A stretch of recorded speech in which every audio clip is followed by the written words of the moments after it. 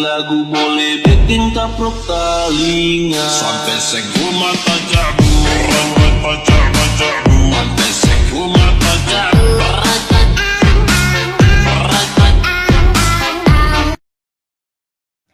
Assalamualaikum warahmatullahi wabarakatuh.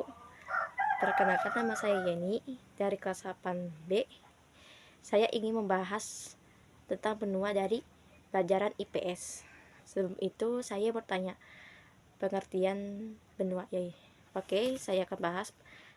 Benua adalah daratan yang sangat luas dan dikelilingi atau dibatas oleh lautan. Karena luasnya benua, bagian tengah benua itu tidak mendapat pengaruh langsung dari angin laut. Oke, sebenarnya di dunia itu ada 7 benua. Yang pertama itu Asia, Amerika Utara, Amerika Selatan, Afrika, Eropa, Australia, dan Antartika. Nah, di sini saya akan membahas benua Asia. Benua Asia memiliki julukan, yaitu kuning. Mengapa? Karena warna kulit mereka berwarna kuning. Itu termasuk khusus dari ras Mongoloid. Ras Mongoloid ditemukan di Cina, Mongolia, Korea, Jepang, dan Vietnam. Kita membahas ras Mongoloid. Apa itu ras Mongoloid? Ras Mongoloid adalah istilah yang pernah digunakan untuk menunjuk fenotipe umum dari sebagian besar penghuni Asia Utara, Asia Timur, Asia Tenggara, dan beberapa bagian India Timur Laut. Dan beberapa penduduk asli benua Amerika dan beberapa bagian Oseania. Ras Mongoloid terbagi menjadi 5. Apa aja? Yaitu ras Mongoloid Asiatik. Yang ditemukan Cina, Jepang, Korea, Mongolia, Siberia. Yang kedua, Mongoloid Melayu, Indonesia, Malaysia, benua Filipina, Thailand bagian selatan, beberapa wilayah di Taiwan. Penduduk aborigin Taiwan non-Chinese, minoritas etnis Cham di Kamboja dan Vietnam, dan beberapa wilayah di Suriname, pendatang dari Jawa. Yang ketiga, Mongoloid Indochina, semenanjung Asia Tenggara meliputi sebagian besar Thailand, Laos, Kamboja, dan Vietnam, kecuali etnis Cham, Burma, dan India Timur Laut. Mongoloid Amerika, penduduk asli benua Amerika, serta beberapa ras campuran antara Mongoloid dan Melasoid atau Polinesia. Anggota ras Mongoloid dulu juga disebut berkulit kuning. Walau itu tidak selalu benar, misalnya ada yang mengatakan bahwa orang India di benua Amerika berkulit merah, sedangkan orang Asia Tenggara yang sering dikatakan berkulit kecoklatan. Ras Mongoloid yaitu warna kulitnya langsat sampai sawo matang. Pada kelopak mata terdapat plica marginalis. Memiliki bola mata berwarna coklat sampai hitam. Memiliki rambut lurus dengan warna hitam. Mempunyai dahi yang cenderung kecil dan tegak. Memiliki kercak Mongol pada saat lahir. Tubuhnya lebih kecil jika dibandingkan dengan ras Kaukasoid. Bulu badannya sedikit. Umumnya bibirnya tebal sedang, tubuh panjang dan bidang dengan bahu lebar, serta pinggul yang sempit. Oke, mari kita bahas lanjut ras selanjutnya. Apa itu ras Kaukasoid? Apa aja? Oke, maksudnya artinya apa? Oke, kita bahas. Ras Kaukasia. Istilah ras Kaukasoid pernah dipakai dulu untuk menunjukkan fenotipe umum dari sebagian besar penghuni Eropa, Afrika Utara, Asia Barat, Pakistan, dan India Utara. Keturunan mereka juga menetap di Australia, Amerika Utara, sebagian dari Amerika Selatan, Afrika Selatan, dan Selandia Baru.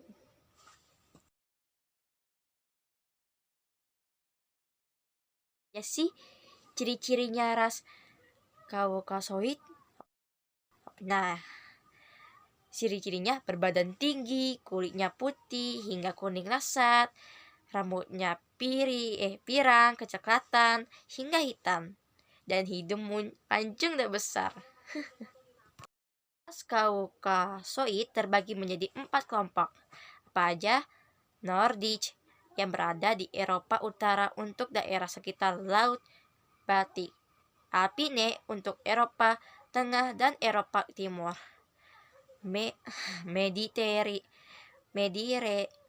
maaf ya ini karena bahasanya beda banget. Mediterania yang meliputi Afrika Utara, Laut Tengah, Arab, Armenia, dan Iran.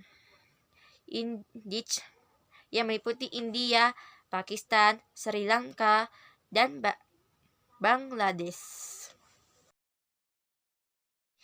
Ras selanjutnya yang terakhir, ras Negroid. Apa itu? Ras Negroid adalah istilah yang pernah digunakan oleh orang Eropa untuk mengategorikan orang pribumi dari sebagian besar penghuni benua Afrika dan selatan Gurun Sahara sampai ke danau-danau besar Afrika. Dalam bidang genetika modern tidak ada bukti bahwa pembagian manusia dalam ras adalah usaha yang ilmiah. Cirinya apa ya? Ciri-ciri ras Negroid. Ya, ini dia rasnya. Ciri ras Negroid yaitu warna kulit dan bentuk rambut berwarna hitam dan keriting.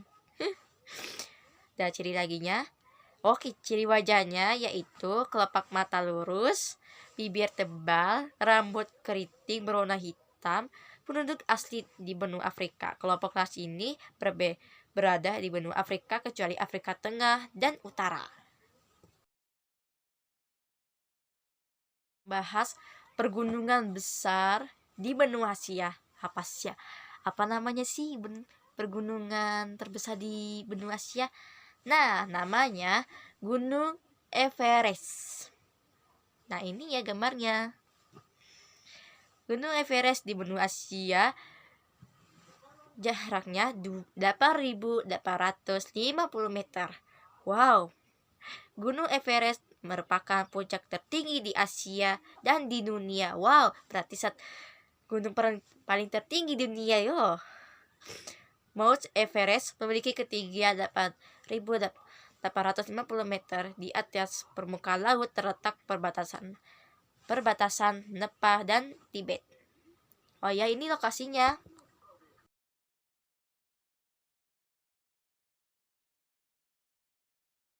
Saya akan sebutkan pergunungan di benua Asia. Maaf, ini saya ingat saya aja ya. Oke, pergunungan yang melalui benua Asia adalah pergunungan Himalaya. Himalaya berada di Himalaya membajak sepanjang 5 negara. Afghanistan, Pakistan, India, Tiongkok, Bhutan, Nepal, dan Myanmar. Ia adalah sumber 2 sistem sungai besar dunia, Sungai Indus dan Sungai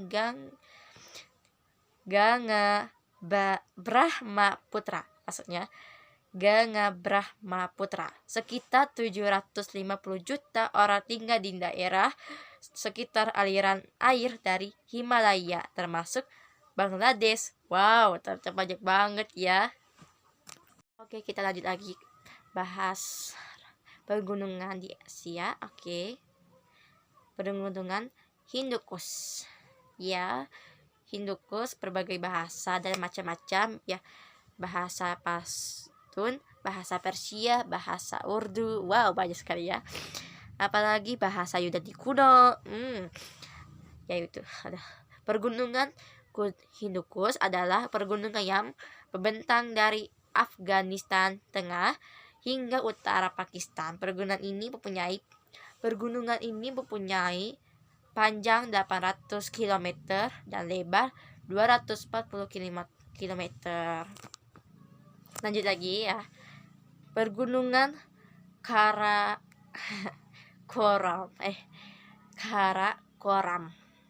adalah pergunungan besar yang terbentang di perbatasan antara Pakistan, India, dan Tiongkok.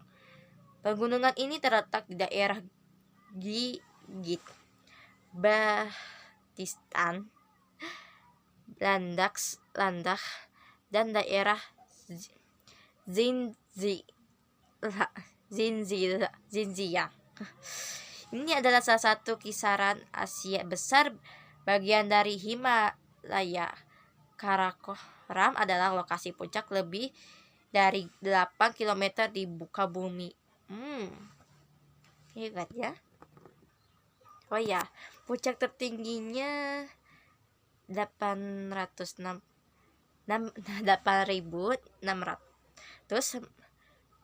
mm. Jalur pegunungan Karakoram Pass, Kunjiraban, Hispan Pass, Bilaford, Klikdavan, dan lain-lainnya. Oke, lanjut lagi. Pergunungan Asia Tengah. Ya, pegunungan Asia Tengah ya. Pegunungan Pamir adalah pergunungan terbentang di Asia Tengah. Pegunungan terbentuk oleh persimpangan Himalaya, Tian Shan, Karakoram, Kunlun, dan jajaran Hindukush. Oke, ketinggiannya itu Pegunungan Pamir itu ketinggiannya 7.649. Ya, yang paling tinggi itu gunungnya Everest ya. Yes. Oke, lanjut lagi bahas pegunungannya. Pegunungan Pasifik adalah jalur pegunungan yang membentang dari pegunungan Andes di Amerika Selatan menuju pegunungan Rocky di Amerika Utara, lalu menuju ke Jepang. Kemudian negara-negara di Asia Tenggara yang dilalui siklon Pasifik seperti Filipina dan Indonesia yang melewati Sulawesi. Wow. Oke, lanjut lagi. Pegunungan Mediteran adalah barisan gunung yang terbentang sejauh 1.500 mil dari Eropa, Timur Tengah, Asia, hingga Afrika Utara. Wow, panjang banget ya. Sampai ke benua Asia, benua yang lain ya. Pegunungan siklon Mediterania terbentuk akibat terjadinya zona orogenik ya. Sebenarnya zona orogenik adalah tempat lempeng tektonik saling mendorong dan mengangkat kerak bumi ke atas, itu sebabnya ya. Oke, ya banyak sekali pegunungan di Asia karena Asia itu benua yang paling terbesar di dunia, nomor 1 di dunia. Benua Asia yang paling banyak ya, yang saya. Oke, pegunungannya Himalaya, pegunungan Hindukush, pegunungan Karakoram, pegunungan Asia Tengah, pegunungan siklon Pasifik, dan pegunungan Mediteran. Ya itu saja ya bahas pegunungannya ya. Kita akan lanjut bahas danau yang paling terbesar ya, atau terluas gitu ya. Oke, danau terbesar ya di benua Asia itu dan danau Kaspia ya. Itu menurut dari Google, saya nggak tahu ya. Oke, danau Kaspia ya katanya itu 371.000 kilometer. Wow, banyak banget, panjang banget. Danau terbesar di dunia adalah Danau Kaspia. Wow, termasuk dunia juga ya. Yang terletak di perbatasan beberapa negara di dunia, mulai Kazakhstan, Rusia, Turkmenistan, Azerbaijan sampai Iran. Luasnya mencapai 371.000 kilometer dengan volume mencapai 78,2 ribu kilometer. Wow, ini sangat ya. Bus. Oke, kita bahas lagi. Kita bahas sebut danau-danau di benua Asia ya. Oke, mulai dari Danau Baikal. Danau Baikal merupakan danau terluas kedua di benua Asia. Bahkan danau ini termasuk dalam danau tertua paling dalam di dunia. Wow. Danau Baikal dijadikan sebagai situs warisan dunia karena usianya yang sudah sangat tua. Wow. Danau yang terletak di negara Rusia ini memiliki luas mencapai 31.494 km persegi dengan kedalaman maksimal 1.637 meter, panjang sekitar 636 km, sedangkan lebarnya mencapai 80 km. Wow. 20% dari air tawar di dunia berada di danau ini. Bahkan 90% air tawar di Rusia berasal dari Danau Baikal. Wow. Oke, kita bahas lagi. Danau Bakas. Danau Bakas adalah danau terluas ketiga di benua Asia ya. Dan danau terluas ke-15 di dunia. Wah, 15 ya. 15. Danau yang terletak di negara Kazakhstan ini memiliki luas 16.400 km persegi dengan kedalaman maksimal 26 meter, panjang sekitar 605 km, sedangkan lebarnya mencapai 74 km. Wow.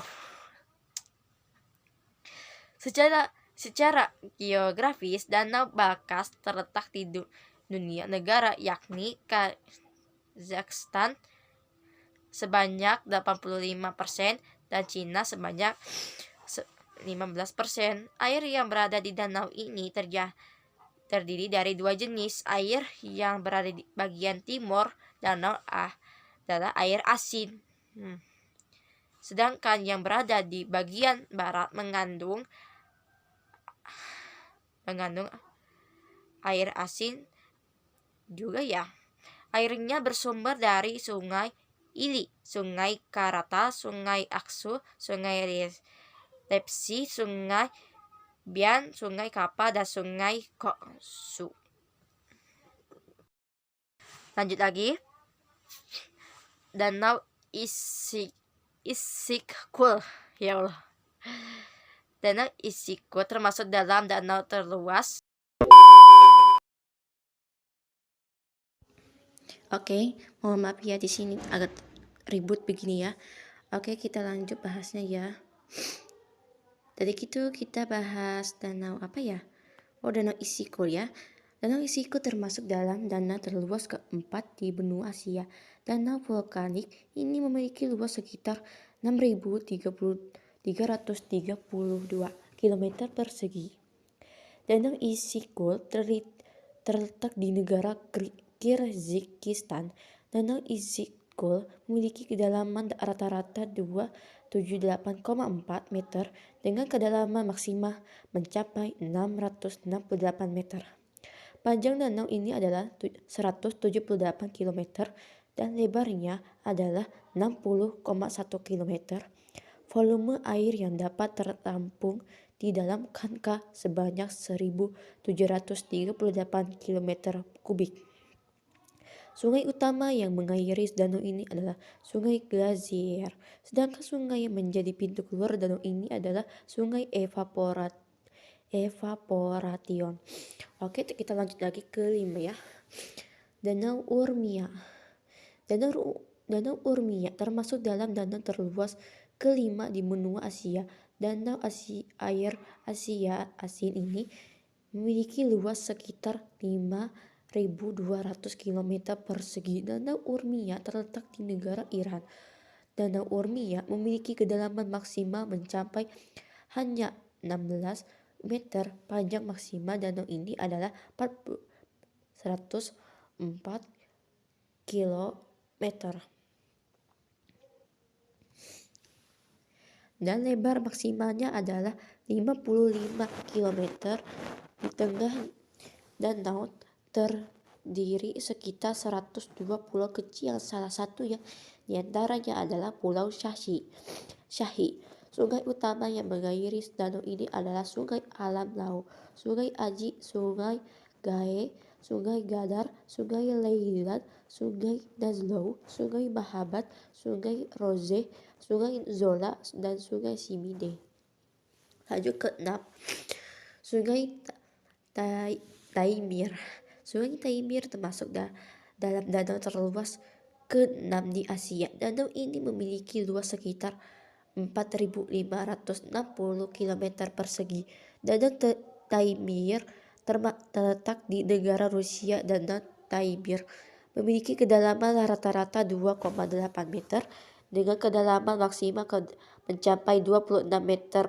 Panjang maksimal danau ini adalah 204 km dan lebar maksimal 154 km.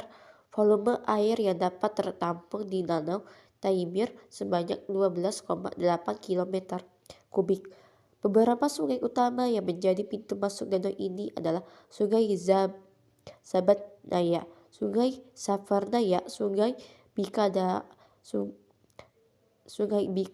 Uoma, Sungai Yamutarida, dan Sungai Kalabisamo.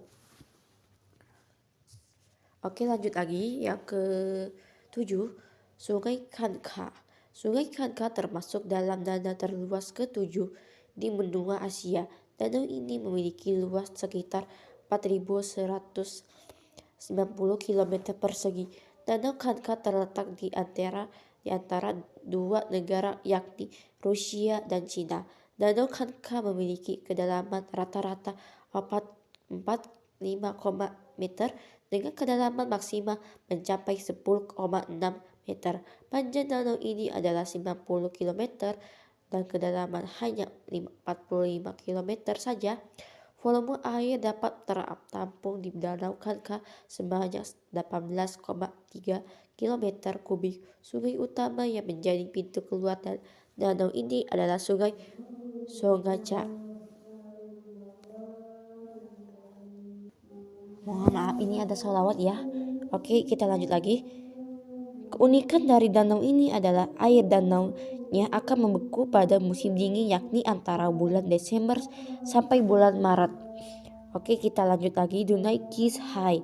Danau Qishai adalah danau terluas ke-8 di benua Asia. Danau ini terletak di dataran tinggi Tibet dengan ketinggian 3.205 di antara permukaan laut, tepatnya di provinsi Qinghai, Cina. Danau yang memiliki luas 4.186 km persegi ini pernah mengalami penyusutan luas pada abad ke-20, lalu membesar lagi pada tahun 2004. Kadar garam yang terkandung dalam air Danau Qinghai cukup tinggi. Meski demikian, ekosistem Danau Qinghai menjadi tempat tinggal. Oke, saya akan membahas laut mati di benua Asia. Oke, jadi di benua Asia itu terdapat ada laut mati ya. Laut ini adalah danau hipersalin sangat asin yang menjadi salah satu keajaiban alam. Alasan kenapa disebut laut mati dikarenakan mengandung sekitar 340 gram garam dalam setiap liter airnya, membuat hampir 10 kali lebih asin daripada air laut. Ini di lokasinya berbatasan dengan Israel dan Palestina sebelah barat, Yordania di sebelah timur, sehingga Laut Mati terletak di benua Asia. Lagi, mengapa Laut Mati kadar garamnya tinggi? Kadar garamnya sekitar 32% jika dibandingkan dengan kadar garam rata-rata 3% yang ada pada Laut Tengah. Ini disebabkan karena suhu sangat panas di Laut Mati membuat proses penguapannya menjadi lebih besar sehingga mengakibatkan tingkat keasinan air laut yang sangat tinggi. Dataran terkurung daratan tanpa adanya aliran air yang mengalir membuat kandungan garam yang ada diperangkap di kawasan perairan tersebut. Di bawahnya, lapisan air memiliki suhu yang tetap lebih kurang 22 derajat Celcius dengan kandungan garam nasi yang sangat jenuh dan menyebabkan garam mengendap ke dasar laut. Mohon maaf ini ada gangguan ya. Nama laut terbesar di benua, ya ada sih. Laut terbesar di benua dunia yang pertama adalah Laut Cina, memiliki luas mencapai 3.685.000 km persegi dan memiliki titik terdalam mencapai 16.456 kaki di bawah permukaan laut. Laut Cina berada di antara Cina Selatan, semenanjung Indochina, Filipina, dan beberapa pulau. Di sekitar benua Asia itu adapun secara geografis benua Asia diapit oleh benua Eropa, benua Australia, dan benua Amerika. Juga dibatasi oleh 3 samudra, yaitu Samudra Hindia, Samudra Pasifik, dan Samudra Arktik. Oke, saya lupa membahas tentang luasnya benua Asia. Oke, luas benua Asia itu 4.458.000.000 kilometer. Oke. Kita akan membahas tentang iklim Asia ya. Oke. Iklim Asia itu ya di Asia lupa wilayahnya. Maaf saya lupa. Pembagian wilayahnya adalah Asia Utara, Asia Tengah, Asia Timur, Asia Tenggara, Asia Selatan, dan Asia Barat ya. Iklimnya itu Asia Baratnya itu gurun terutama di Jazirah Arab dan iklim Mediterania di plato Iran, Jazirah, dan Anatolia. Asia Tengah kontinental kering terutama di gurun Gobi. Asia Timur subtropis ya, 4 musim seperti musim panas, musim kemarau, musim gugur, musim salju ya. Terus Asia Selatan tropis basah atau tropis. Asia Tenggara juga tropis. Oke. Di Asia Barat berbagai kawasan beberapa negara di benua Asia. Oke. Asia Barat negaranya itu ada 19, yaitu Arab Saudi, Armenia, Azerbaijan, Bahrain, Cyprus, Georgia, Irak, Iran, Israel, Jordan, Kuwait, Lebanon, Oman, Palestina, Qatar, Suriah, Turki, Uni Emirat Arab, Yaman.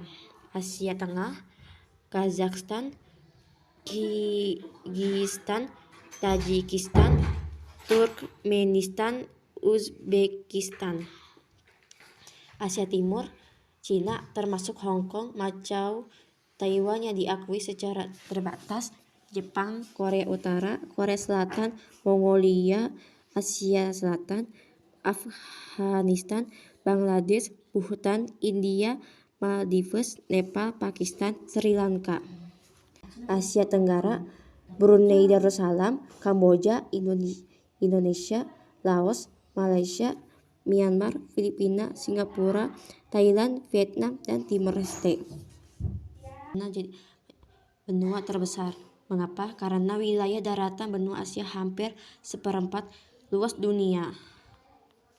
Yang paling terkecil di benua Asia yaitu Maladewa adalah negara yang terdapat di bagian selatan Asia. Negara ini jadi yang terkecil di Asia dengan luas wilayah hanya sekitar 300 km persegi, sedangkan polusinya sekitar 4,27756. Oke, kita akan membahas flora di benua Asia. Oke, flora khas Asia adalah Rafflesia arnoldi, anggrek bunga, bangkai daun, dan daun sangkatun semar.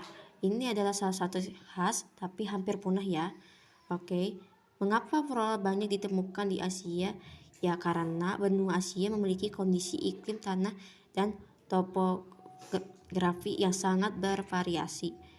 Ya, flora di benua Asia itu sangat banyak, termasuk bunga anggrek dan macam-macam lainnya.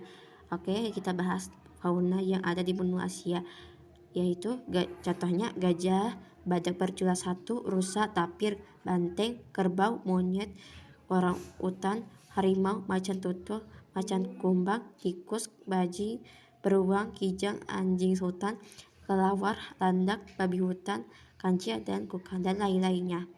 Oke, apa fauna yang paling unik di benua Asia? Ada, yaitu gajah Asia, merupakan spesies hewan besar yang memiliki pola hidup yang unik dan hanya dapat ditemukan benua Asia. Gajah Asia sering digunakan sebagai alat transportasi pada zaman dahulu dan sering menjadi warna kehidupan masyarakat pedesaan negara Asia yang masih tradisional. Oke, hasil pertambangan yang menonjol di benua Asia adalah minyak bumi. Negara-negara penghasil minyak bumi terdapat di Timur Tengah, Asia Tenggara, dan Asia Timur. Untuk timah putih terdapat di negara Indonesia, Malaysia, dan Filipina. Kemudian batu bara terdapat di Siberia, Jepang, dan Indonesia. Hasil kegiatan ini, apa saja hasil tambang utama di Indonesia ya? Hasil kegiatan ini antara lain minyak dan gas, bumi, batu bara, pasir besi, biji timah, biji nikel, biji bauksit, biji tembaga, biji emas, perak, dan biji mangan. Banyak potensi sumber daya alam, salah satu contohnya adalah di bidang pertanian. Di negara mana sajakah penghasil beras yang melimpah? Ada, yang pertama itu Cina. Memang kerap menjadi nomor satu dalam berbagai hal. Siapa sangka juga termasuk soal penghasil beras. India merupakan salah satu negara yang memproduksi beras sehingga melebihi 122 juta ton. Indonesia, Bangladesh, Vietnam, dan lain-lainnya ya. Oke, di benua Asia terdapat organisasi yang sangat banyak karena benua Asia yang banyak. ASEAN, APEC, WTO, IMF, World Bank, ADB, OECD, ITC, FAO, ISO, PEC, UNDP, UNEP, UNIDO, UNCTAD, WIPO, ILO, Codex ya. Semua benua Asia, semua negara di Asia itu masuk ke organisasi ini ya. Mohon maaf ya jika ada keributan di sekitar saya, yang mohon maaf banget ya. Itu saja dari saya ya. Mohon maaf jika ada kesalahan dari kata-kata saya walau dalam penjelasan saya. Mohon maaf dengan saya. Mohon maaf jika ada keributan dari sekitar saya ya. Mohon maaf. Itu saja dari saya. Wassalamualaikum warahmatullahi wabarakatuh.